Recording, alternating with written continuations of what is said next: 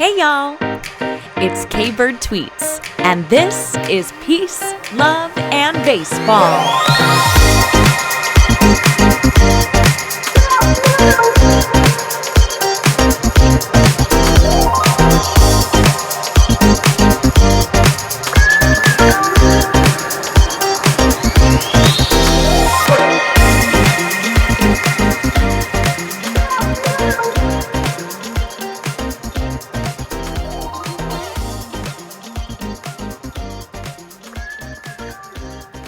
Good morning, good afternoon, good evening. Hello, wherever you are at in your day. Welcome in to an all new episode of Peace, Love, and Baseball. I'm glad you found us. Come on in. I'm your host, K-Bird Tweets. If you are not following me on Twitter, that is where I'm probably most active, at least daily, with the baseball content. So you can hit me up there at K-Bird Tweets. If you're watching, it's in the corner here on the screen on YouTube. Otherwise, you can find it in the show notes. If you are listening on your favorite podcast platform, Spotify, we're there, Amazon Music, Apple Music, wherever you get your podcast, we're probably there. So just subscribe so it'll populate in your feed. And I'm going to give you just a little overview of what we do here at Peace, Love, and Baseball because we're into a pretty good rhythm here. This year of 2024, we are doing team feature episodes. So there are currently 30 franchises in Major League Baseball, and we are covering or featuring one team each week. Obviously, there's more weeks in a year than there are Major League Baseball teams. So every now and then we'll shake it up and do a different kind of episode. But for the most part, you've got these team feature episodes, and you have found yourself upon Tampa Bay Rays week here at Peace, Love, and Baseball. So we're going to get into our Tampa Bay Rays feature here in just a bit with our Tampa Bay Rays guru, Liz, who will be joining us today to really immerse ourselves in Tampa Bay Rays culture and just learn about the background of the franchise, what's going on now, where they came from, what you can expect when you go to a Tampa Bay Rays game or you're talking to a Tampa Bay Rays fan. And we always open the episodes with This Week in Peace, Love, and Baseball, because when I started the podcast a year and a half ago, over a year and a half ago at this point, it's pretty crazy to think, I knew that I didn't want to just talk about baseball because I think there are so many similarities or just like through lines of baseball to other things. And baseball fans have so much more in common than just the sport. There's just a lot of similarities about us, and not generalizations, but just us as humans. And I think the way that we process it and the way that we experience things and our perception of things is oftentimes a little more similar because we have that shared appreciation for the game of baseball. And baseball fans are, in my opinion, just a little bit more of a specific breed than other type of sports fans. And that's what we're here to connect on. So you come into an episode of Peace, Love, and Baseball, you get This Week in Peace, Love, and Baseball. We're going to do a peace, a love, and a baseball segment because my professional background comes from not only managing and consulting for businesses, but I have worked professionally as an actor and a singer. That is my love. And, when you work professionally as an actor or singer, you have to supplement your income. And for me, it was in the fitness industry. So I also have an extensive background in functional movement and nutrition and wellness. And that was a piece, no pun intended, that I really wanted to bring to this as well. And it's just been really cool to see how strong the through line is. When I outlined This Week in Peace, Love, and Baseball, I did it before I did my interview with Liz about the Tampa Bay Rays. And there were so many strong concepts that came up in my conversation with Liz about the Rays and their fan base and just the culture of that team that were in This Week in Peace, Love, and Baseball for the stuff that we're going to talk about and just dive into a little bit together here. So, oh, man, it's kind of like full circle. I think it's working, you guys. I'm having fun. I'm enjoying it. If you are too, I would love to hear your thoughts. Feel free to leave a review or leave a comment if you are watching on YouTube. And if you're enjoying it, share it with just one friend or family member and spread the good word, because one of the things that we talk about often here on Peace, Love, and Baseball is that word of mouth and recommendations are just absolutely the way to go. I know there's lots of Google reviews and you can do all the deepest research on the interwebs, but that person to person, like just getting the good word from somebody that you have more of an established relationship, whether it's online or in person, it's always the way to go. So if this is something that you enjoy, share it with somebody that you think might enjoy it too. And of course, I just appreciate that you're here. So let's get into this week in peace, love, and baseball. Our peace segment this week, want to talk with you about being in it for the long run and that kind of approach to a number of things in life, because there are just a lot of things in life that require us to have this big picture idea. And currently, we live in a world that is very much driven on instant gratification. We have a lot easier access to so many things than we ever have before.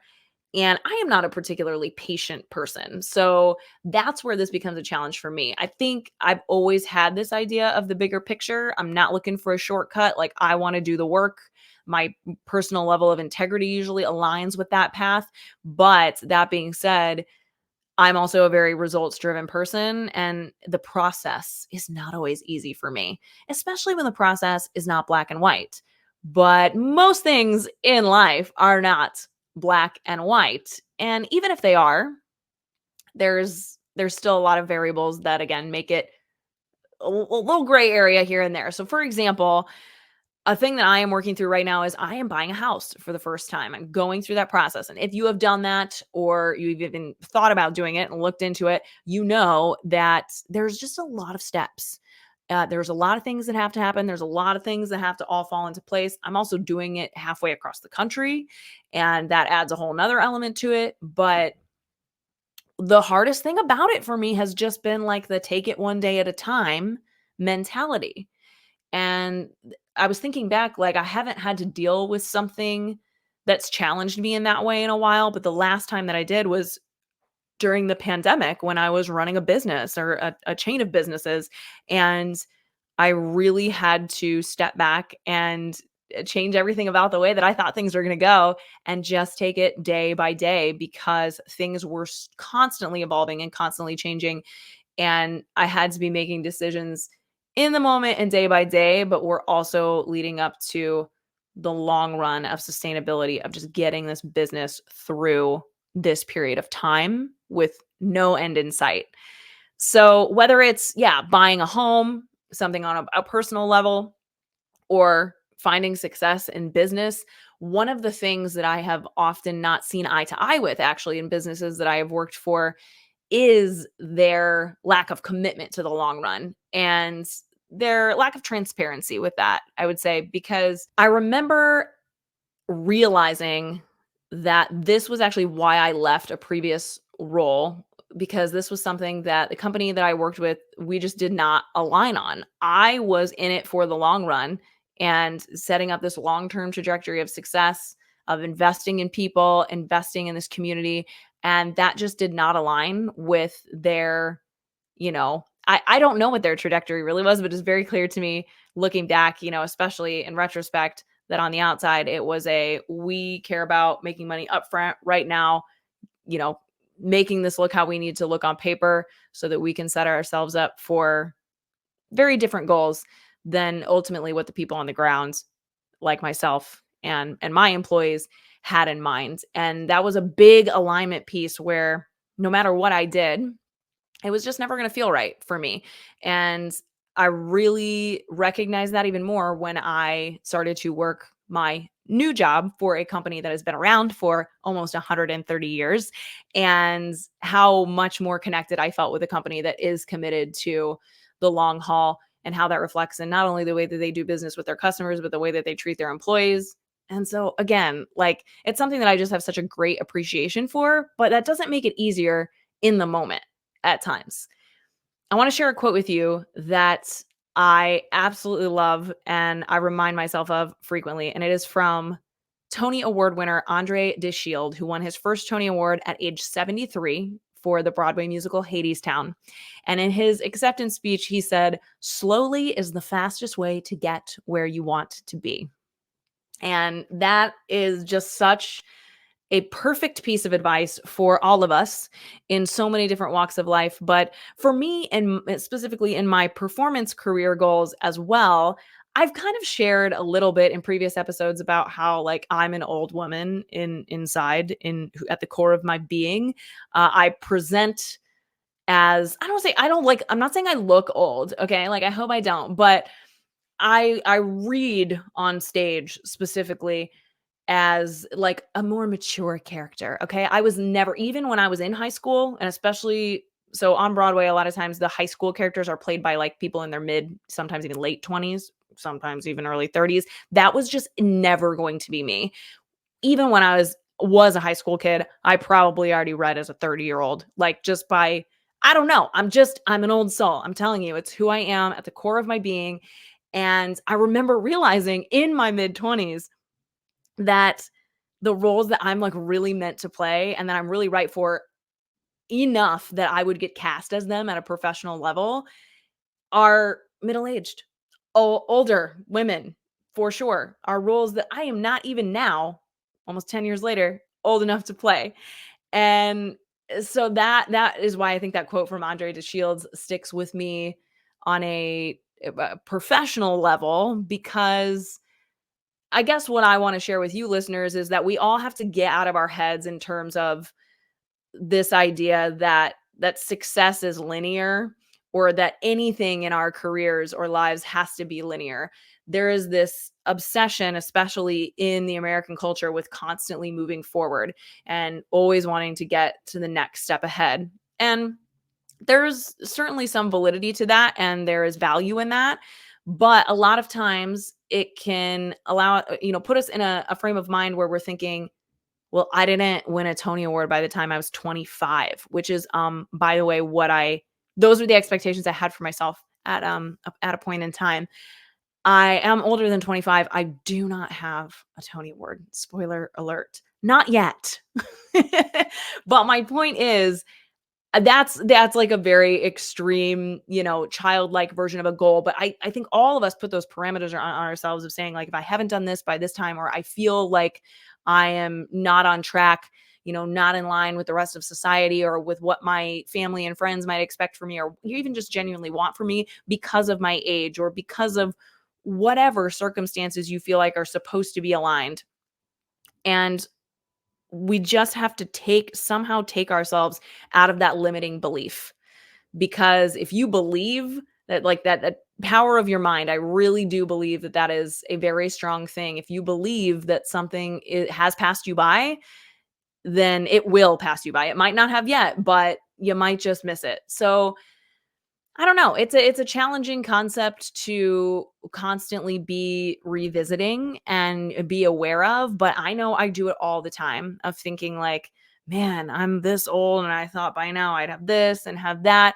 But then I look back at even just a few years ago when I thought I would never make enough money or save enough money or build my credit enough to buy a house, and like how big picture and how long term that goal seemed.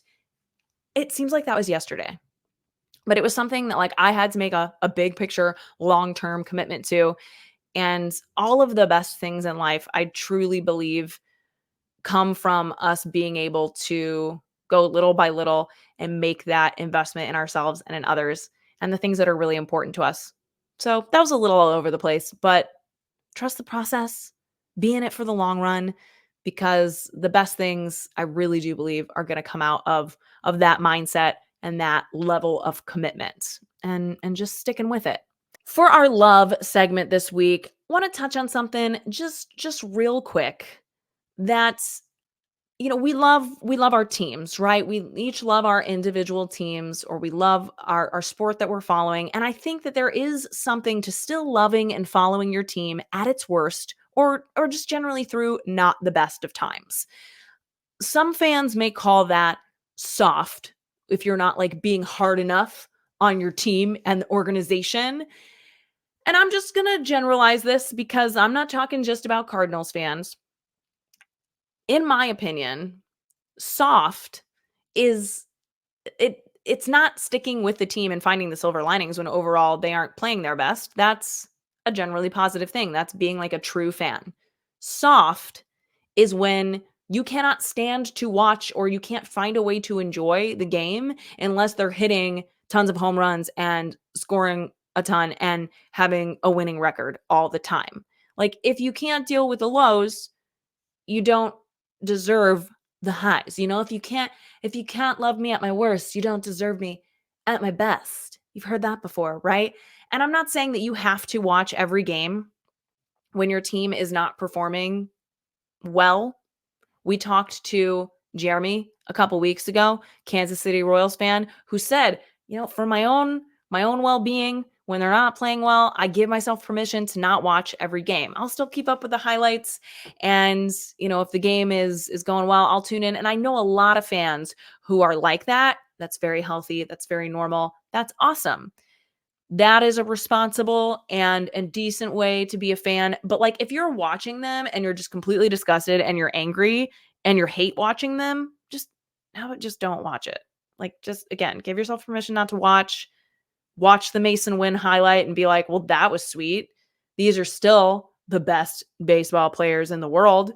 So it's pretty cool that we get to watch them. They're still doing some really impressive things, even if overall it's not turning out the way that I want it to. So that's my 2 cents on that.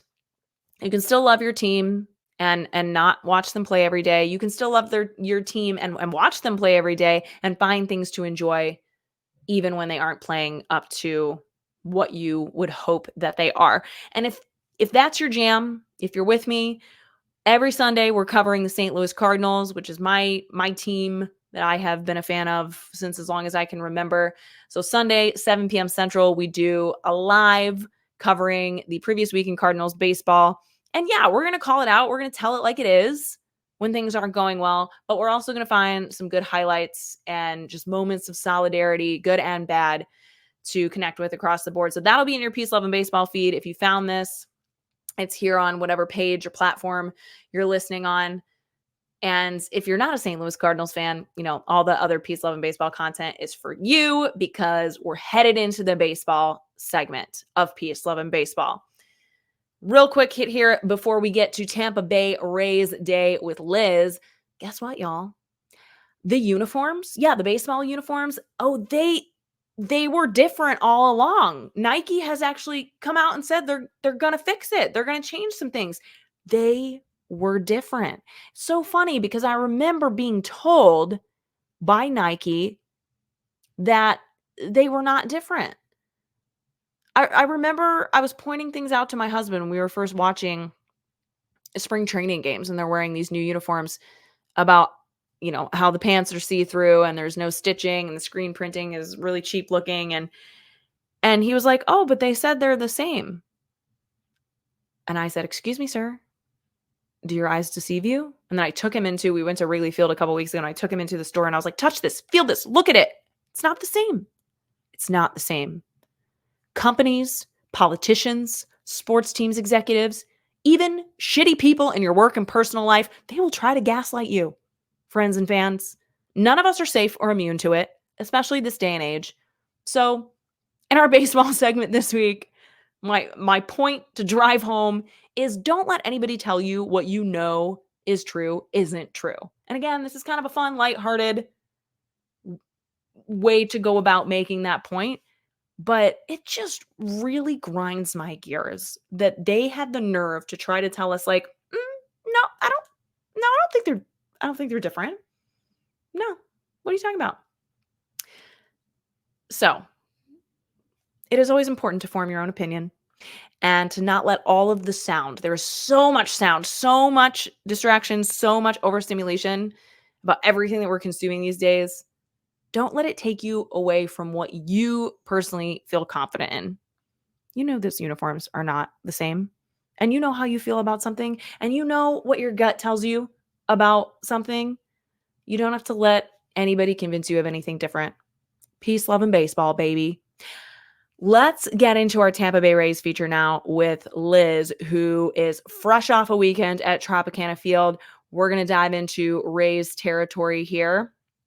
And I think you might see some familiar themes from this week in Peace, Love, and Baseball throughout my conversation with Liz, all about the Tampa Bay Rays. It is Tampa Bay Rays week here at Peace, Love, and Baseball. And I'm very proud, very excited to tell you that I think we have the Rays official vibes ambassador here with us. When I reached out to Liz, the first thing that she said to me was like, I don't know, like I'm not super into stats or anything, but like very big on vibes. And I was like, Liz, welcome home. You were in the right place here at Peace, Love, and Baseball. Thank you for joining me today to get us into the world of Rays fandom. How's it going? How's the baseball season treating you so far? I mean, up until like Friday, I was bottom of the barrel, but we just swept the Mets, so Hell I yeah. can't complain.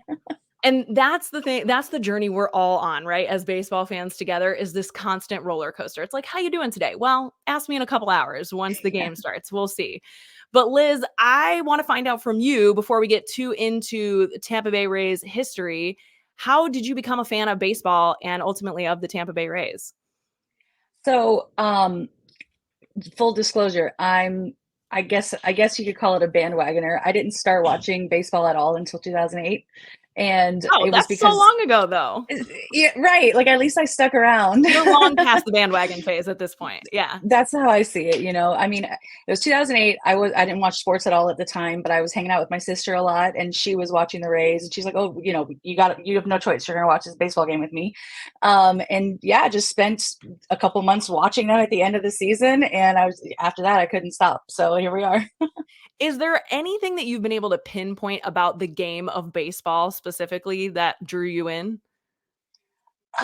Well, I like so I watch all kinds of sports now. Baseball was kind of Okay. like the start of it for me. The gateway drug? Um, Sure.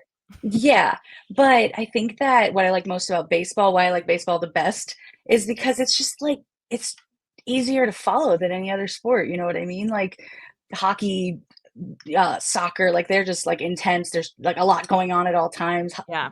Basketball is the same way.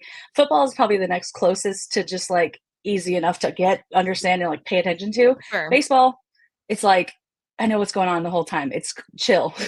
Yeah, It's it's just very laid back a lot. social too, yeah. Yeah, I think it's easier to learn and get more into it too because of the pace of the game that you can kind of, like, exactly. talk through it and learn as you go. That's Yeah. definitely always been something I've loved about it as well. And I think too, for me, it's like everybody says like it's boring. It's boring. Baseball's boring and nothing happens. Like it's too relaxed or whatever. Yeah. But I don't know. Like you just have to be smart to pay attention and understand what's I going on. absolutely agree. Yes. I mean, I think, yeah, we're like kids these days. Their attention spans, right? Like Yeah. they just need to slow down and watch some baseball. But I so Yeah. agree. I think it's actually like good for healthier, I guess, for our central nervous systems and even stuff Yeah. like that if we want to get really nerdy and into it. But I really I could not agree more. I'm right there with you. Well, let's talk a little bit about the history of the Tampa Bay Rays and the franchise. And then I've got some questions for you being our, fan expert. And you say, you've only been watching them since 2008, but like they really haven't been around much longer than that. They are the Right. youngest franchise in baseball along with the Diamondbacks. So we're going to talk all about that. But what I was interested to learn is that Tampa and St. Petersburg were among first host of Major League Baseball spring training, and then back in the 1910s. So the Tampa Smokers and the St. Petersburg Saints were two of the founding members of the minor league Florida State League in 1919, and several other communities in that general area hosted the Florida State League teams in the following years. It was not until after World War II that the area's population grew so much that it was considered a possible location for major professional sports.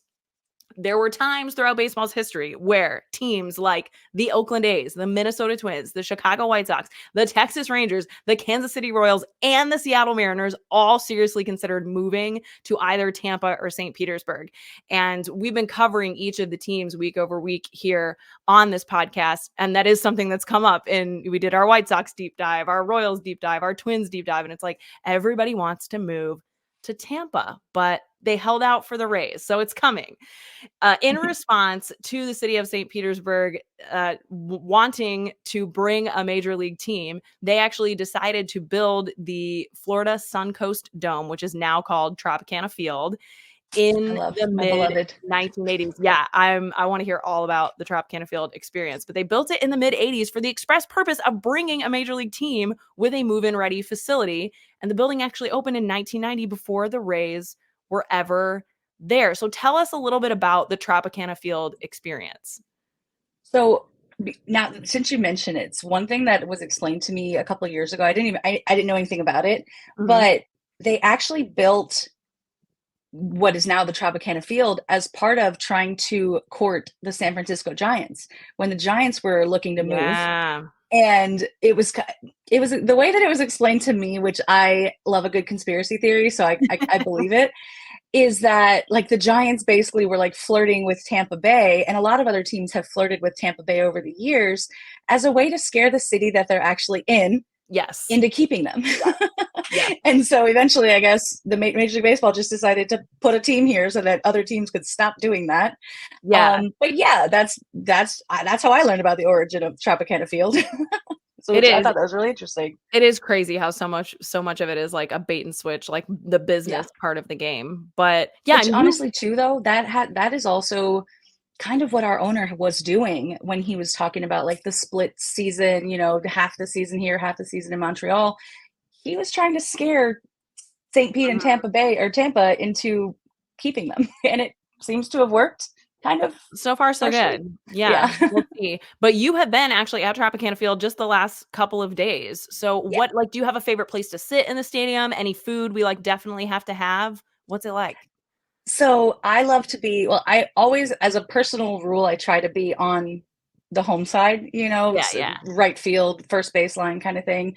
I'm like, if I had my choice to be at the same place every single game, it's got to be right field. I was actually a season ticket holder for a couple of years there, section 144. I made some friends with other season ticket holders that are mad that I'm not anymore. But right field all day long. Cool. I saw Adam Wainwright was, I'm a Cardinals fan, so Adam Wainwright has my heart on that Fox broadcast last night. I was tuned in, and he was trying a number of different things. Is there any food that you particularly love at the ballpark? So I'm Tampa born and raised. I love a good Cuban sandwich, and believe it or not, the Trop actually has like a pretty good Cuban sandwich. They introduced the new pretzel bites this year. They're like cinnamon. One of them's like cinnamon sugar with an icing, and everybody's like obsessed with them. I tried them. They're okay. Don't get me wrong, they're okay. But they also have an everything bagel seasoned pretzel with cheese. That's way better than the cinnamon one. So hot take there. And then they also have pig and potato. So it's like loaded fries.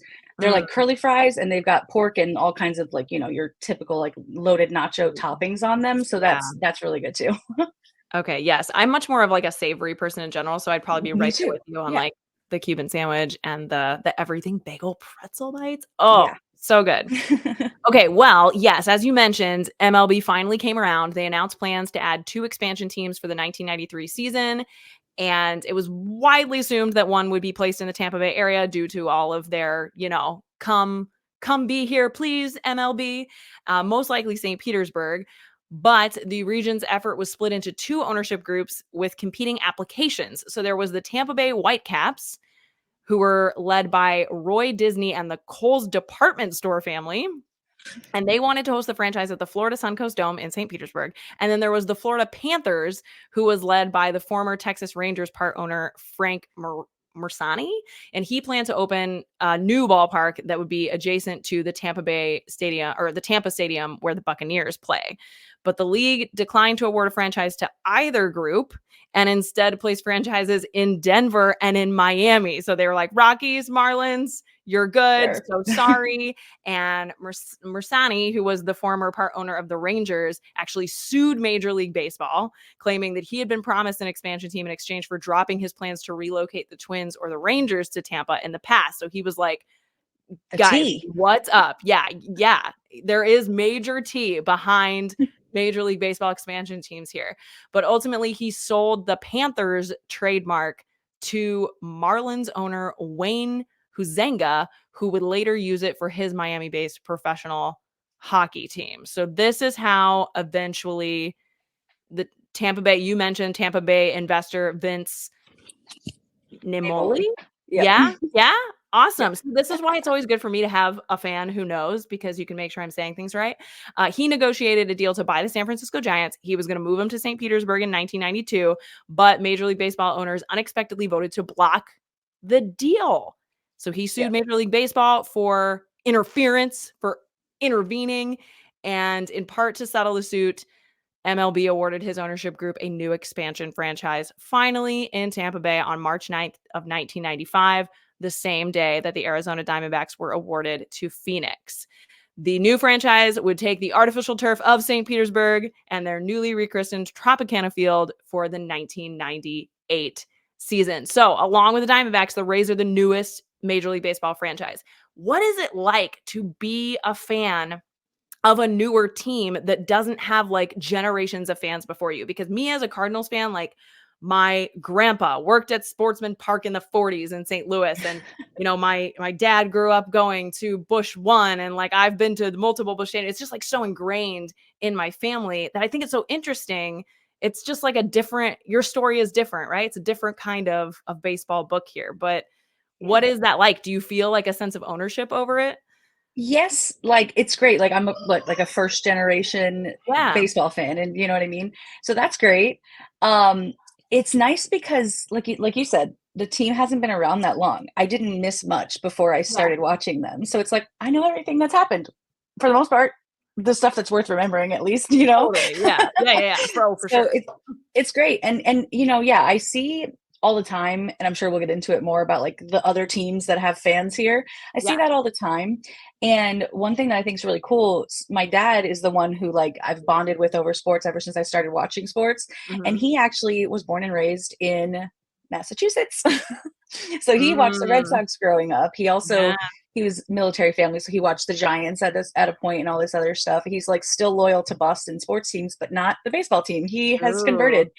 So, we don't have generations and generations of fans, but there's people converting, and it's a process. It'll happen Absolutely. over time. Once we get more and more history, we'll get the fans will come. Oh, for sure. But I think that's an important thing to remember. And we're going to talk more about this too, about how, like, baseball loves to point out, and fans of other teams loves to point out how they don't have like this huge, rich fan base. And it's like, well, there's a reason for it. They literally were not alive as a Right. franchise when I was born. So it just hasn't been that long. Right. Yeah. So yeah, but they actually initially planned to call the team the Tampa Bay Stingrays, but the naming rights were already held by a minor league Maui Stingrays team. So the name that's why they picked the Devil Rays. And that name was not welcomed by everyone for a number of reasons. First of all, I guess the Devil Ray is not nearly as common in the waters near the Tampa Bay as the Stingray. Is that true? Yeah, I guess. I Do mean, you even like I know don't know. what a It's devil? kind of Have all you the seen same a thing to devil ray? me. Have you seen a devil ray in person? Not in person. Well, at the aquarium and at the touch Okay. tank. Okay. Cool. Probably more than I have. Not Yeah. yeah, But not also, at the like, beach. okay, not at the beaches in Tampa Bay. So yeah, Right. not necessarily like the best local mascot. But But they are out along there. There's videos from like the news and stuff of like uh schools of stingrays out there in the water. They're out there for sure. I just haven't seen them. Oh, But out there, also in the local Christian church community, they didn't like the fact that the word devil was being used, even though it was, in regards to a specific type of animal. But that was also a little bit of a yeah. pushback. So according to the owner at the time, fans actually approved the name Tampa Bay Devil Rays in a telephone poll that they set up, because he had offered to change the name to Manta Rays if the public were to choose that alternative, but they did not. So I thought that was cool. I thought that he was like, you know what? I'm going to take your feedback. I'm going to put it out there. But ultimately, the Devil Rays played their first game on March 31st of 1998 against the Detroit Tigers at Tropicana Field before an opening day crowd of 45,369. I hadn't even thought about the fact, Liz, that there are so many transplants, specifically in Florida, right? It's a place that, like, Yeah. I mean, people are from there, but even more people dream of Retire. moving there and come to Mhm. that area.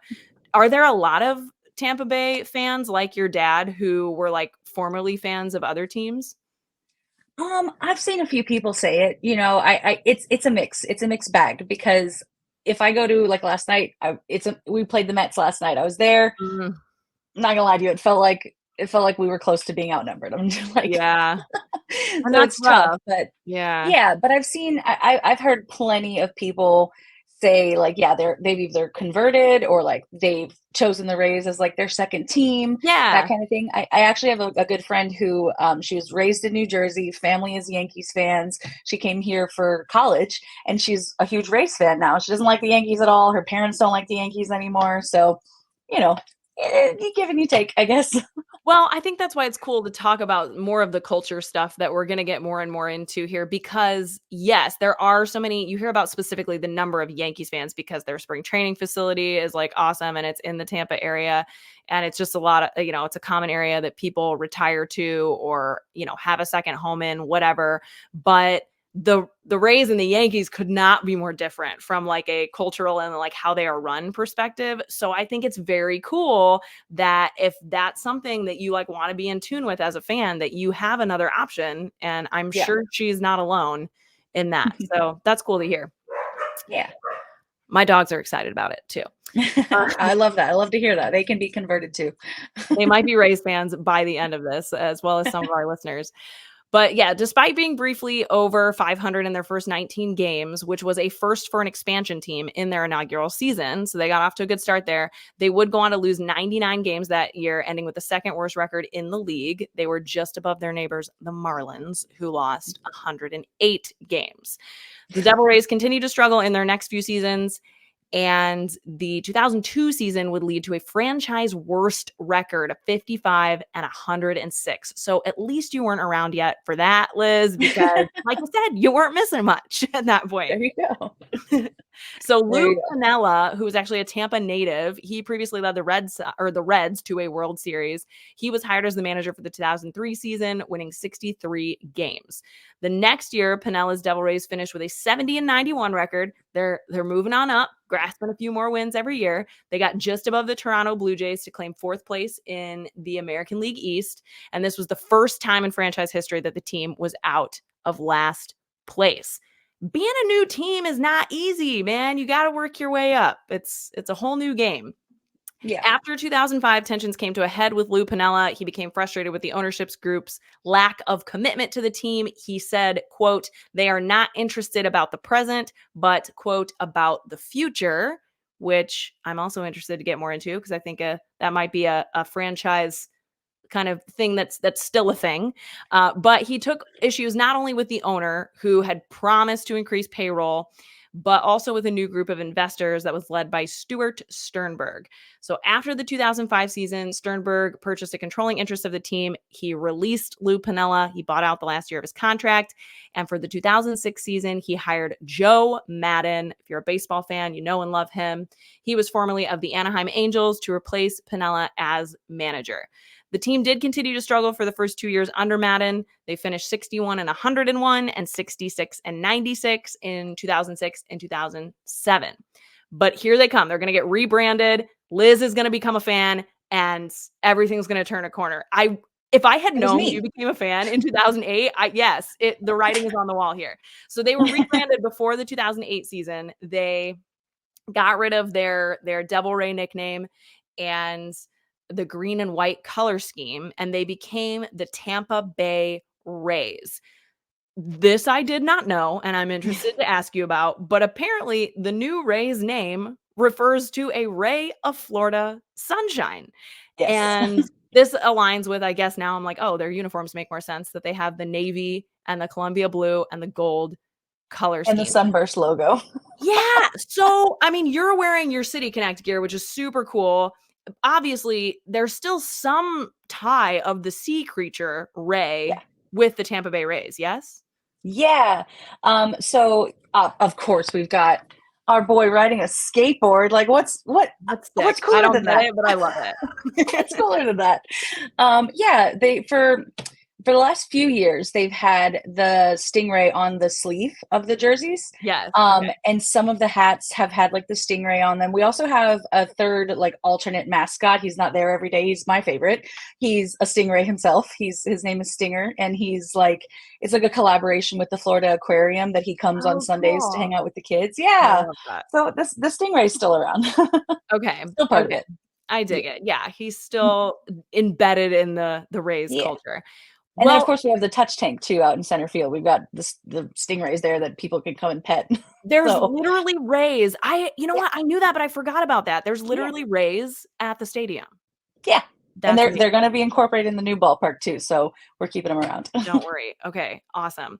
Well, I also read that the official mascot of the Rays is Raymond, who is a quote, previously undiscovered species of dog known as a Canis Monta what the fluffus, or also known as a sea dog. Apparently, sea dogs live around the water and are known to chase catfish. What is your opinion of Raymond the sea dog, the mascot? Oh, I love him. Of I've course. never Gotta heard love of him. him. He is a menace. He's How got do a mascots get personality named? on him. He's got a personality on him. He's a menace. They do the mascot races during the fifth inning, and he regularly cheats to win, but that's fine. The other night, he literally beat up Stinger to win the race, Wow. but we love him. He's our vibes guy, just like me. Kids love mascots who cause trouble, is what I'm Yeah, learning from yeah. these interviews. That is across the board. That's one thing we all have in common from franchise to franchise.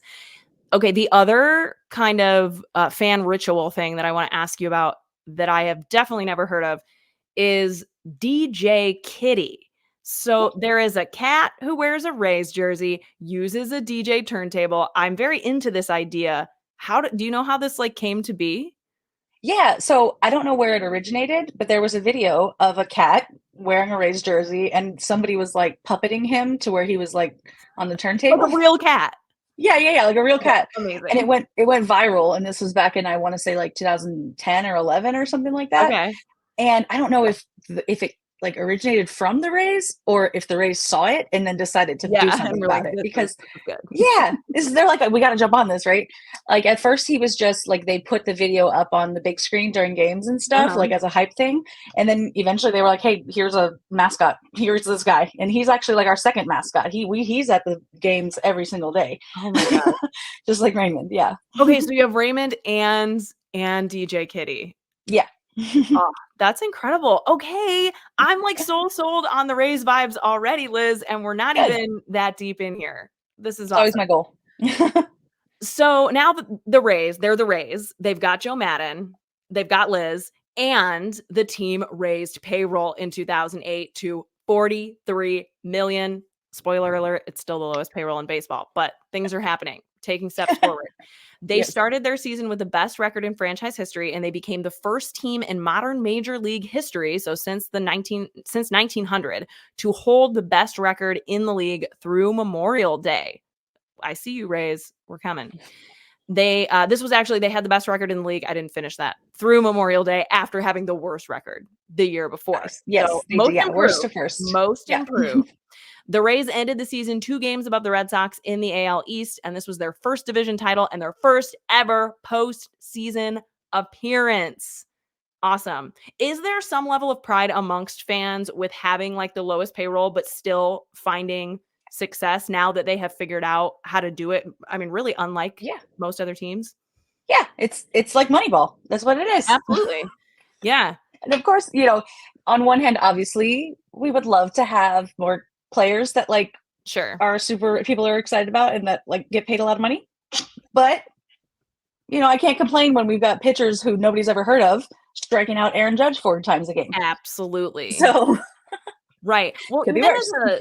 even as a Cardinals fan, like they're still, they're always like middle of the pack, usually towards the like, at least on the top half of payroll, but for like teams that have been around a long time and teams that win a lot, they spend a lot less money than the Yankees, the Dodgers, even the Red Sox and stuff. So I know I certainly like, even though there is a huge portion of the fan base that's like just wants them to pour all of the money in, I'm like, no, you got to have both. You got to be willing to spend money at times. But if that strategy is not there and the team is not well built from that perspective, all the money in the world, hello Mets, hello Padres, is not going to matter. So Right. And the Yankees haven't been to the World Series since 2009. I'm just saying. She's just saying. Like, I forget about that. I mean, there has to be kind of like a lot of animosity to some extent among Rays fans with Yankees because of the fact that there's so many Yankees fans in the area, but also because of the AL East rivalry. Would you say the Yankees are like the biggest rival of the Rays? Yes, at this point, yes. I mean, in the last few years, like since like 2020 is when it kind of started to pop off. Is like it's Mhm. for me a rivalry is like you can hate the fans, you can hate the other team's fans, sure, but once the players start to hate each other, that's when it's a rivalry. Mm-hmm. And there's been nothing but like back and forth between us and like our players and their players Yeah. for the last like 5 years. So at this point, I do consider it a pretty big rivalry. And out of all the teams in the league, they're the one that we have the biggest, like the most issues with. So yeah, definitely. That makes sense. Yeah, when the temperature in the stadium is just like a little bit different. Everybody's heartbeat is like a little bit faster when the Yankees are in town. Yeah, for sure. So the 2008 American League Division Series was the Rays' first playoff series victory. They beat the White Sox in 4 games, and then they beat the Red Sox in the ALCS in 7 games, and they went to the World Series for the first time in their first postseason run. They ended up losing the World Series 4-1 to the Phillies. But going into the 2009 season, they were the American League champions again. They posted a winning record 84-78. Or I'm sorry, they posted a winning record, but they were unable to return to the postseason. They performed much better the following year. And this is when we see Matt Garza through the franchise's first no-hitter. So very exciting. I think that's really cool too. Like as a younger team that you're getting to see these things happen where you're like, this is the first time in franchise history that anyone has ever thrown a no-hitter. Like that's just amazing. It's baseball history in a completely different way than like teams that have been around forever. Was it a no hitter? I'm sorry. Was it? I thought it was a one hitter. Am I crazy? Oh, well, this is what the internet tells me, but I could be wrong. You are the expert I, here. yeah, in my mind, no, he did throw a no hitter. He did.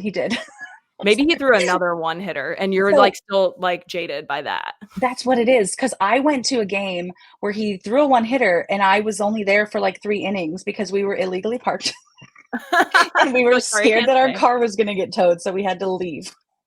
And then after the game, when by the time the game was over, it was a one hitter and I was mad. That's the one I keep in my mind. The no hitter is like kind of overshadowed by that. That makes sense because the emotions were much higher for you specifically in that moment. Yeah, Yes, exactly. And I but love Matt Garza. So I was like, yeah, love that guy. he did indeed get a no-hitter, but also the fact that he had that kind of success sustainably to have another one-hitter Yeah. is Yeah. worth noting. Yeah. So this is when they win the AL East again. They finish with the best record in the American League. They're eliminated in the division series by the Rangers. And in 2011, they win the wild card, but lose to the Rangers again Yes. in the division series. The Rays missed out on the postseason the next year despite having a 90-72 record. See, this is like the curse of being in that AL East, baby. Yeah. So David Price does become the first Rays pitcher to earn the Cy Young Award. So here we go. These are like the 2010s. We're starting to see the Rays pitchers specifically are on the rise. The team returns to the postseason in 2013. They played a game 163 tiebreaker against Texas, and that had to be so sweet after losing to them in the DS. And man, I miss game Absolutely. 163. Do you wish there was still a game 163? Yeah, that was such a different time. Like, obviously, since we're wild cards more often than not, I'm glad it's not a one game thing anymore. Sure. But like, when it didn't affect my team, it was so much fun. Yeah. That one against Texas, though, I remember exactly where I was while that game was happening, and I almost had a heart attack for sure. Yeah, the But stakes are yeah, so I'm high. glad we won. The blood pressures are high. That's for sure. Yeah. They did unfortunately get defeated in the division series in 2013, but this was, by the eventual World Series champion Red Sox. So I don't know. Did your dad like kind of at least keep following the Red Sox after that season? Nope. Wow. He doesn't watch anything that's not the Rays. He doesn't That's care what incredible. goes on in baseball outside of the Rays. That's incredible. See, the Rays have left their mark. That's important for our listeners to hear and determine, I think, as they are navigating their choice of fandom.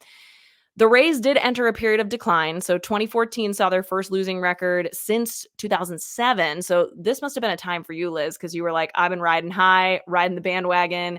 And this It was is the first test. exactly, this is where you stuck through it, 77 and 85. Their GM, Andrew Friedman, left Tampa Bay for a front office role with the Dodgers. Ugh, that had to be rough Hmm. too. He's going to have money to spend. And Yep. this activated the opt-out clause for Joe Maddon's contract, who also decided that he was going to leave Tampa Bay, despite the fact that they definitely wanted to re-sign him.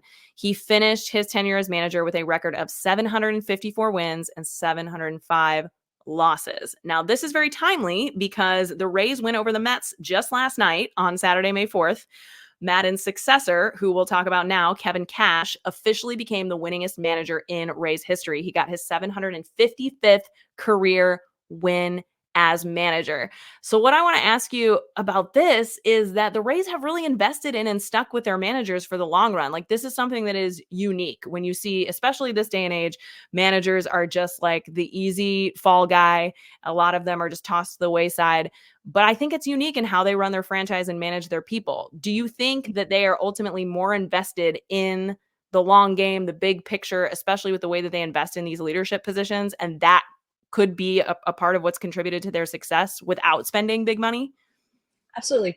It's part of why I am just very patient with them, Yeah. right? Because whatever they're doing, even if we haven't won the big trophy, right? Whatever they're doing is working. Mm-hmm. And I don't know more than they do, right? Right. I have no idea.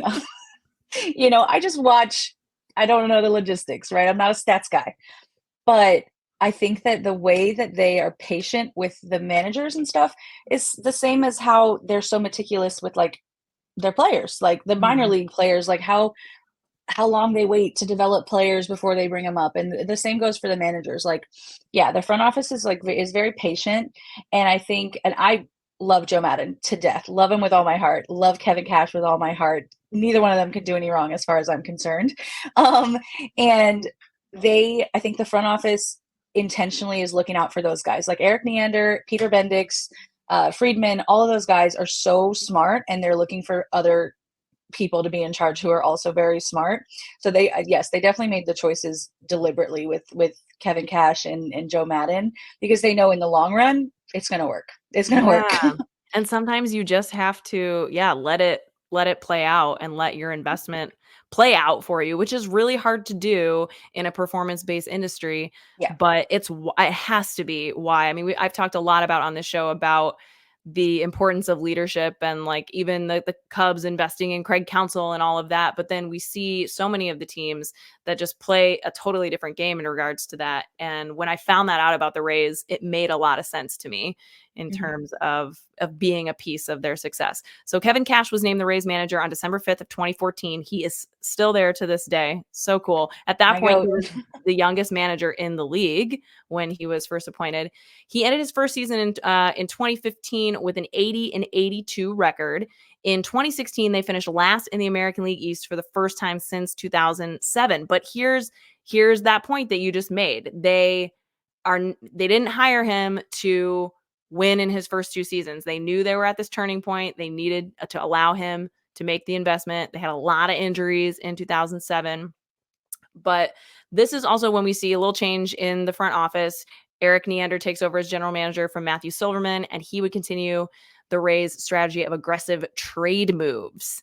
So heading into 2018 now, the Rays traded away Evan Longoria, who was that just heart-wrenching for you?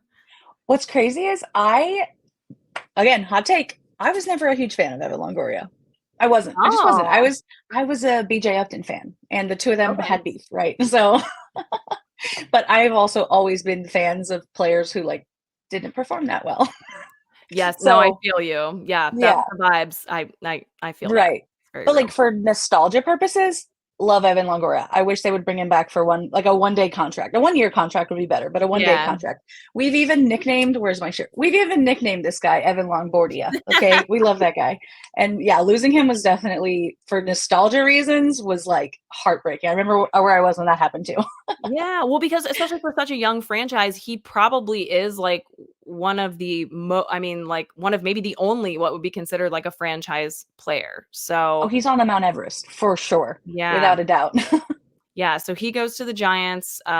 Jake Odorizzi goes to the Twins, but this is where like I think pitching was already on the radar for the Rays from the rest of Major League Baseball, but this I really see is where the pitching era like fully begins. Trades would come with the season. Matt Andretti was dealt to Arizona. Archer was traded to the Pirates for Tyler Glasnow, outfielder Austin Meadows, and Shane Baz, who came over. So despite the fact that they lost a lot of their existing rotation, now they have Tyler Glasnow and Blake Snell. Yeah, those names sound familiar these days, right? Snell led all American League pitchers in wins this season with 21 and an ERA with a 1.89 ERA. He won the franchise's second Cy Young. This was his first Cy Young award at the time. And this is where I think we really see the Rays become pioneers of a certain angle of pitching overall, but this is where they also kind of coined the concept of the opener, by which a pitcher who begins the game only pitches like an inning or two before they are relieved by the quote unquote bulk man, who often pitches into the later innings of the game. So the Rays were kind of the first to give this a shot, and it has certainly been criticized by some baseball traditionalists mostly, but it is definitely part of what helped the Rays finish the year with the second best team ERA in the American League. And even though they won 90 games in 2018, they did not qualify for the playoffs. I feel like this is important to harp on again, because as a fan of the Central Division team, like, it is frustrating for me that a team can be mediocre and we just get into the playoffs, but it has to be maddening for a team that is consistently winning 90 games and missing the playoffs. Do you just want to like spit all over the Chicago White Sox and the Minnesota Twins sometimes? I try not to be too much of a hater.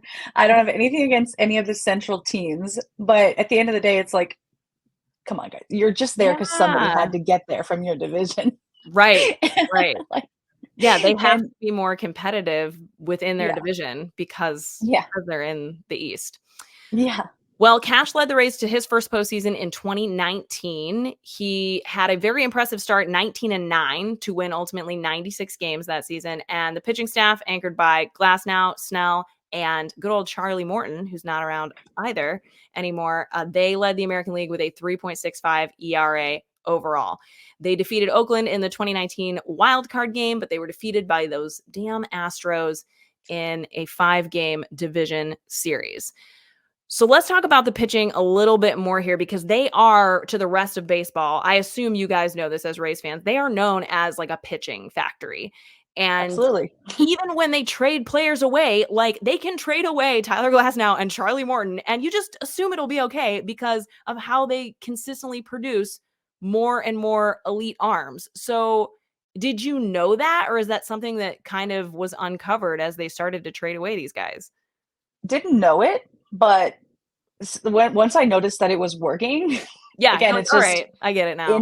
in Neander we trust, right? Like, and it's like, yes, I love those guys. I love Glasnow, Archer, David Price. We traded away. It felt like for a bag of chips. Okay, At the time, um, yeah.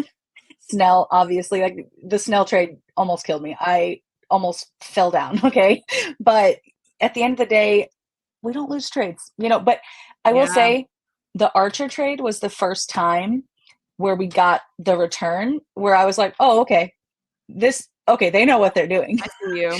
They know what they're doing because obviously Glass now. Um, Austin Meadows was also one of the best hitters on the team for a couple years there. Mhm. And Shane Baz, like, he's been hurt the whole time he's been here basically, but he'll be back soon, hopefully, and we'll see what happens. But yeah, what happened after Archer got traded just showed me that whatever else they do, again, I don't know more than they do. They're doing the right thing most of the Yeah. time, and it works out. I So think I'm not mad at it. that's unique to hear you say that too, because I mean, I'm sure there are fans that are critical of the front office like there are on every team, but you'd be hard pressed to find a Cardinals fan right now who would be saying that about the Cardinals front office, like even the most positive ones like me. So that is really cool to hear you say that, and I'm sure that is not you're not alone in feeling that way, because clearly teams all over the place are trying to emulate at least parts of what they are doing. The other thing I want to ask you about is, because there has been this epidemic now of pitching injuries, are you concerned that the Rays' approach to pitching and developing pitchers may suffer and could be playing into these injuries because we're seeing them like amongst the high velocity arms throughout the league? Is that something that you've got your eye on a little bit more as of late? Well, it's definitely scary. I've got like plenty of opinions on what's like why all these pitchers are getting hurt, and I think we all have the same opinion. It's a whole thing. Sure. But I don't know if you have like, if you were paying attention back then, or you probably weren't, because why would you be?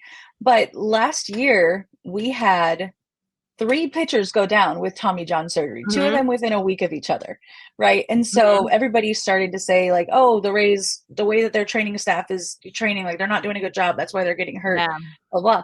But somebody that I follow on Twitter made a really good point.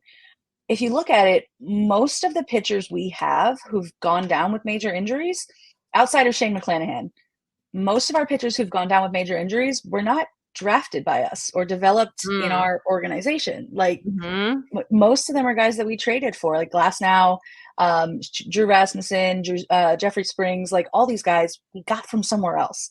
And so somebody made a good point where it's like, if most of the pitchers that we're developing are not getting these major injuries, and it could be, I'm not saying it is, allegedly, it could be that it's a transition from how they're developed in other organizations to how we do it, or potentially how they were developed in other organizations could have been part of the problem. You know, who knows? And I don't want to place any blame anywhere, but I think that whatever we're doing training wise is probably helping our pitchers not be in as much danger. But obviously they're still getting hurt, because I think it's just, they're just going to get hurt with all these rule changes and how things have been lately. You know? And the nature of just the velocity at which they're expected to throw out to be competitive. But that is a really good point, because you look at somebody like Tyler Glasnow right now, and I'm sorry, like the Dodgers did not do anything to get him where he is at right now. The Rays did. And even in terms of his rehab and everything, and the way that he knows how to go out there and perform is from the Rays organization and their investment in him. So that is very real. And I think that's a good point to make. Well, despite their 2019 postseason defeat, the Rays brought back much of their core going into the 2020 season. Unfortunately, the pandemic, had other plans. So there was a shortened 60-game season, but the team posted the American League best 40-20 record. That's got to be like the most games above 500 anyone has ever been, winning its first divisional title since 2011 and going to the postseason. They defeated the Yankees in a 5-game division series. And this was like some drama, right? Spicy. It was spicy. Yes. How do you say Mike's last name? Mike Brasso. Mike Brasso hit a go-ahead 8th inning home run off of Chapman, who during the regular season, I mean, he's a controversial figure still to this day. So love to hear it, that he had instigated a bench clearing brawl by throwing over Brasso's head earlier that season. So that is exactly what you were talking about between the Yankees and the Rays. Yeah. There it is. Well, and that was, so he almost hit Mike Brasso in the head with a 103 mile an hour pitch. Yeah. And Mike Brasso stormed the mound, as one does. Chapman's got suspended, I think it was like 1 or 2 games, but we played them the next day and Mike Brasso hit 2 home runs. and then obviously to go on to the playoffs and beat them with a Mike Brasso home run. It was incredible. But all throughout the 2020 season, even with only 60 games, we only played them. Well, that's the thing. In 2020, teams only played their division. So we played them a lot for 60 games. But every time we were playing them, it was just chirping back and forth. And that game where Chapman almost hit Brasso was kind of just like the culmination of all of it, Wow. And how sweet. I'm just like thinking about that, like getting, goosebumps right now of that, like coming full circle, as they were able to beat them in the division series in the postseason.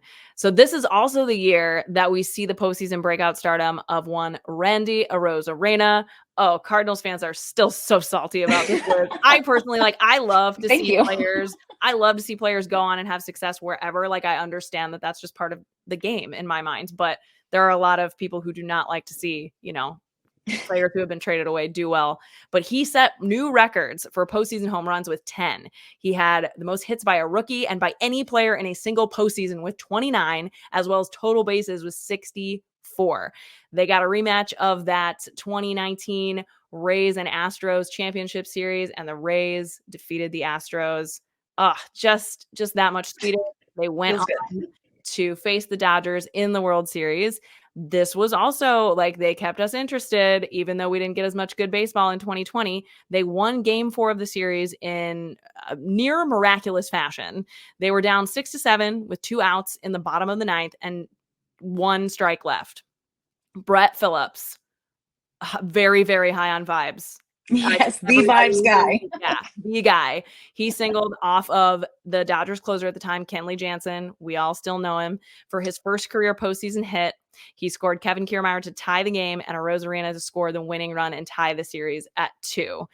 Despite all that excitement, unfortunately, the Rays would lose the next 2 games to the Dodgers, and they were ultimately defeated in their second trip to the World Series, which brings me to the point that the Rays have not yet won a World Series. They're one of only 5 teams, along with the Padres, Rockies, Brewers, and Mariners. How sweet is it going to be? Because their time is coming. They're like on the brink here when the Rays finally win a World Series. I mean, they've gone to the playoffs 9 times in the last 15 years.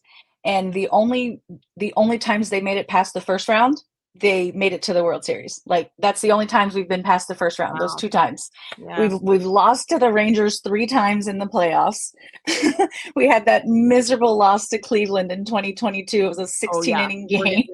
Like, we've gone through so many horrific playoff situations that, yeah, when it finally happens, I don't know. I don't know what it's going to be like in this city. I don't know what I'm going to be like. Well, I'm hoping so. We're going to get up to speed here with, like, obviously we're getting up to current day with Rays fandom, and maybe that will just be kind of the like straw that breaks the camel's back and allows like the streets to just flood with Rays fans. But nice. In the offseason, the roster from 2020 to 2021 was pretty heavy. They traded away the pitching core. There were injuries to other fan favorites. But in 2021, they finished with a record of 162. They're just very, very, like, they don't let anything in particular get them down. I can't think of the word I'm looking for. Resilient. Resilient. Yes. Not always in the same way. So I think that's really interesting too. Yeah. They had the 3rd best record in all of baseball, and they won the AL East for the 2nd consecutive year. Unfortunately, as you mentioned, they were eliminated by the Red Sox in the division series. That was heartbreaking. That was actually probably the worst playoff. That I was catatonic for like 2 weeks after we lost that playoff series.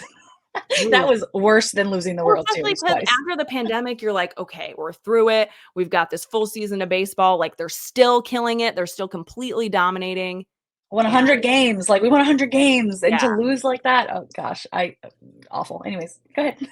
But yeah, so in 2022, they did have a lot of recurring injuries, but they still qualified for wild card berth. They lost to Cleveland, as you mentioned, in a 2-game series. The second game of that series is notably a pitcher's duel for the ages, because it was the first postseason game that went 15 innings in a scoreless tie. Oh man, I remember watching that game, and I am like a pitcher's duel girl, so I absolutely loved it. But I was like, if I was invested enough in either of these teams, I would be losing my mind right now. Yeah. This is something I did not know. The team made history on September 15th of 2022 when they fielded the first all-Latino lineup in Major League Baseball history, which happened on Roberto Clemente Day. Pretty cool. Yeah. And they won that day 11-0 over the Blue Jays. I think a lot of people, current baseball fans, remember the strong start of the 2023 season for the Rays. They managed to tie the modern era, so post-1900 record for most consecutive wins to start a season. They had Yandy Diaz. He hit .330 on the year and earned the franchise's first batting title for the American League. And things were looking so good until July. In July, they went 8-16. I think that's a good thing to remember here is we're, at the first month of the Major League Baseball season, there are teams, fan bases all over the board that are just like reeling, whether they're doing really well or they're doing really poorly. It's a long season, and 1 month like that can really turn the tide. Fortunately, not enough for the Rays that they were like out of it. They just fell behind the Orioles in the division race. They ended with 99 wins. Ugh, boo hoo. But Baltimore, the Orioles had 101. So again, having to like really compete in this crazy tough division, they would lose in the wild card game to the eventual world champion Texas Rangers, as it seems like they do in the playoffs. So if they just don't have to play the Rangers, it seems It'll like be they can get fine. through. They Man, have our number, but I don't have any, just for the record, I have nothing against the Texas Rangers. I like the Texas Rangers as yeah, a whole. the vibes are But good with the Rangers. I agree. Well, I want to ask you a couple fun questions here again, because we've been talking about like the overall vibes of the team. So I want to know if you could pick any current Major League Baseball player. It does not have to fill a need on the roster. Like strip that from your mind of like who would be very useful, just like strictly based on vibes. Who do you see play out there right now? And you're like, that guy, he should be a Tampa Bay Ray. I want to see him on that boogie board next to Evan Longoria. Longoria. Well, as I mentioned, Brett Phillips is the ultimate vibes guy, but he's not technically in the major leagues right now, Yeah. unfortunately. Jazz Chisholm, of course. He's so Mm, exciting and fun to watch. he is. He looks cool. He's got the good like aesthetic to him. He Yes. seems like a fun guy. He would look so good in like the neon and especially in Yes. those City Connects. Yes. Yes. You Do have the the swagger Rays to make it work. the Rays have like the best City Connects in a while, I think. You know? Too. So I if was you're very worried that they were going to be awful because I'm used to getting let down. I'm not going to lie to you. I'm used to getting let down. So the fact that they are incredible is really yeah, just helping. It really helped make up for the rest of April for this team. Okay, yeah. like I don't care that we just got swept by the White Sox. Our City Connect jerseys are phenomenal. Oh, girl, we just lost 2 of 3 to the White Sox, so I'm right there with What's you. going on? You're in What's good going on? company. Right. Yeah, the Rays got swept by the so the 5 of the 8 games that the White Sox have won have been against the Rays and the Cardinals. So you're in good company, but our City Connects haven't come out yet and yours are amazing. So if you are watching on YouTube, you can see how amazing they are if you haven't seen them yet.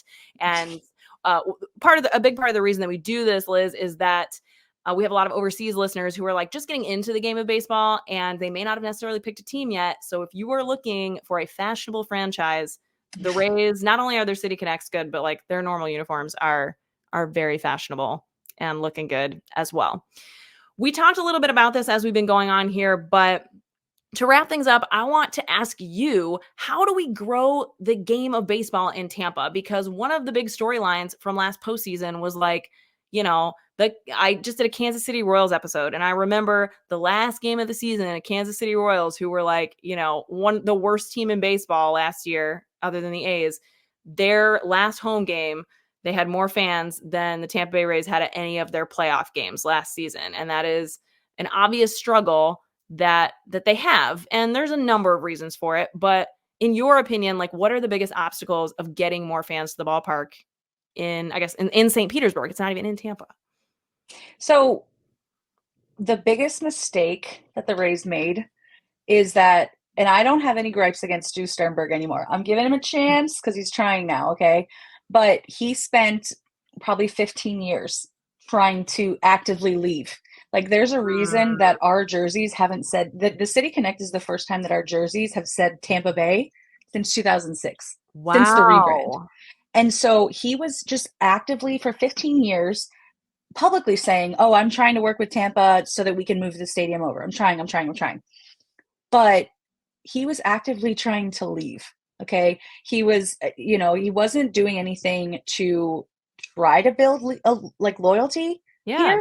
here, and it doesn't help being a new team, being obviously the Yankees, right? Because George Steinbrenner Field is across the street from Raymond James Stadium. Okay. Yeah. The city of Tampa has wished the Yankees luck in the playoffs before. Okay. Like George Steinbrenner actually had a major role in helping with some parts of developing Tampa. George Steinbrenner has roots here. And so there's obviously a lot of people here that are loyal to the Yankees. And it didn't occur to me until last year when we played the Braves that before we got here, the Braves were the team that most people in Florida were fans of. Yeah. There's a lot of Braves fans here. So not only are they competing with the Yankees? They're also competing with the Braves. They're not competing with the Marlins as much. Like, they're fine. We don't have any problems with them, right? But there's so much competition. And then you also have spent the owner, Vince Naimoli, before Stu Sternberg, everybody, because I wasn't here, obviously, when he was the owner, but everybody I've talked to about him said he was horrible. And then you have a new owner who does nothing to make the people of Tampa Bay feel like, oh, he wants to be here. He wants us to like his team. And then all this sister city stuff, like, it was crazy. But ever since the sister city idea got vetoed, they have been actively trying. They have been, and that's why I forgive them for everything. I forgive it all. They know that people say, oh, you move to Nashville, move to Charlotte, move to wherever. But they know that there's not another area in the United States that is growing faster, that has more potential than Tampa Bay. So now that they know that this is where they need to be, they're actively trying. Like, one thing I noticed in 2022, which is when that plan was vetoed, I noticed that they started putting up advertisement in Tampa. I hadn't seen a sign for the Rays in Tampa in years, so those are the kinds of things, and it'll take time. It'll take more than a couple of years to convince people in Tampa Bay that they want to be here, that, there's a reason to support this team. But things like that, like starting to advertise more in Tampa, is helpful. I personally, my life goal would be, obviously, I want this to be a walkable city, right? I want good public transportation. But if we could get some kind of light rail or some kind of train that went from like Busch Gardens to Tropicana Field, I'd be there. That would help. That would change everything, So it's about making people in Tampa know that the team is here, because, like, genuinely, most people I know don't care about the Rays in Tampa. So that's the hard part, right? But as time goes on and they keep trying and like doing things to make it clear that they want to be here, people will become loyal. People will convert. People, like, again, I'm a first generation Rays fan. As people like me, like, start families and start raising kids that are going to be Rays fans, it'll work out. It'll be fine. You know what I mean? That's kind of where it's like, I'm just like, trust the process. Trust the process. That's how I see it, Yeah, they That's my kind 2 of cents. they need to take that same approach that they have with the managers and everything with the city of Tampa. I'm so glad you said that, because I've never heard it from that perspective before. But as soon as you said that, I was like, that makes all the sense in the world, that, like, they have to show that they are here for the fans, for the city. And that's how you build a fan base. And that takes a lot longer than even the, 40, 41 years that they've been around now, or not even that long. I'm really 26, but 26 years. I'm like, I'm not that old. Wait a second. And that's the thing. Like, I've gotten a lot of feedback from people who, because, like, I'm on Twitter. I used to be a lot more active in, like, calling people out, on Twitter when they're like being negative and stuff. So there was a time where I was like, it's crazy that people like refuse to drive across a bridge to get there. Yes, like, I've heard of that so much. People take, and it wasn't on the other side of the bridge. I'm like, come on. Right. It's 40 minutes. It's an hour if traffic's bad. It's not crazy. People go from New Jersey to New York to watch sports. Yes. Like, it's not that serious, So I at one point I tweeted something criticizing people not wanting to drive across the bridge. And I got so much feedback, so many replies where people were like, oh, if Stu Sternberg cared about being here, then we would. So I know that that's a sentiment that a lot of people have. There are a lot of people that are going to be stuck on this bridge thing, but I think that those people don't want to care. They don't want to care. They want an excuse to not watch them, Totally. But we do have a very strong viewership, like, on TV. I was doing some research for like an assignment for school, and Bally Sports Sun, our regional sports network, is one of the like more popular regional sports networks. It's one of like 8 sports networks that, like, the primetime programming is more popular than, like, I'm sorry, the games are more popular than primetime programming on other channels. And that's awesome. ours, So there's plenty of people that watch the Rays. It's just that they don't want to make the trip. And I think part of it too is that, I mean, I'll be honest, I love Tropicana Field. I love watching baseball in air conditioning. Okay. Oh yeah. I can't express that sounds natural. Not to mention, I've been inside Tropicana Field when there's like a torrential downpour. Okay. I can see the water rippling off the roof, but I'm watching baseball uninterrupted, That's Amazing. So I love Tropicana Field, but I also love baseball. For so many people that want to watch a baseball game, they don't care that much about baseball, Yeah. So the other thing is that with the new stadium, or even with the stadium that we have, they have to do more, and they have been better about this recently with like giveaways and stuff like that. They Mhm. brought back the summer concert series, so like a couple times a year after the game, you can watch a concert for free.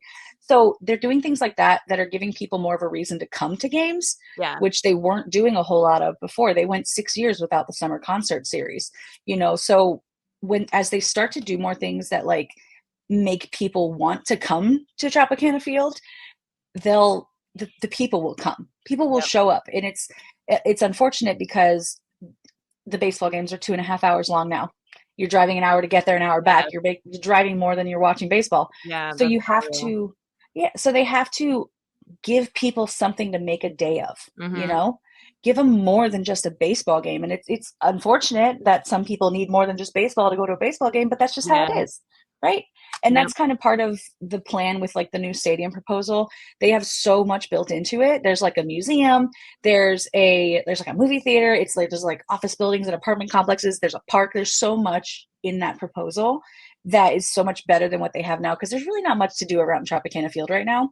Gotcha. So I'm really excited about that proposal as well. Like I think that's gonna, a lot of people are like, oh, it's still in St. Pete, but it's gonna be so much better. That's in Yeah. my opinion. Oh, it sounds So like it. Yeah. I mean, that it just makes perfect sense. And it sounds like, I mean, not only has the team figured something out that is very admirable and trying to be mimicked and imitated across the league, but it sounds like, yeah, the demand is there. And I don't know, Liz. I mean, I know you keep saying like you don't know as well as them, but like I don't know if you need to be commissioner of baseball or if you need to be like in the race for an office, but I think you're on the right page of Rays history here, and hopefully we will see the pages continue to turn and move forward for them because they're in a really good spot to just become a more and more exciting franchise. So thank you so much for hanging out with me today, and tell the people where they can find you on social media. I'm on Twitter mostly. That's where all the baseball fans are at. And maybe people Yeah. don't know that, but yeah, that's where we're at. So I'll throw Yeah. your Twitter handle in the show notes. But yeah, I just found you because you're putting out good, fun baseball content. And again, we're very high on the vibes.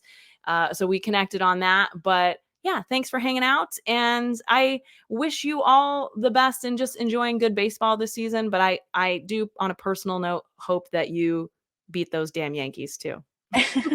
That's always the goal. That's all we can hope for. It's all that really matters to me. Thanks, It's Liz. been nice. It's been fun. Thank you for having me. Hey, thank you again to Liz for joining us for Tampa Bay Rays Week here at Peace, Love, and Baseball. Make sure you're subscribed, give it a like, leave a review, spread the good word, because we're going to be back every Tuesday. If you're a Cardinals fan, you know where you can find your Cardinals content with us on Sundays. Otherwise, I will see you next week for more Peace, Love, and Baseball.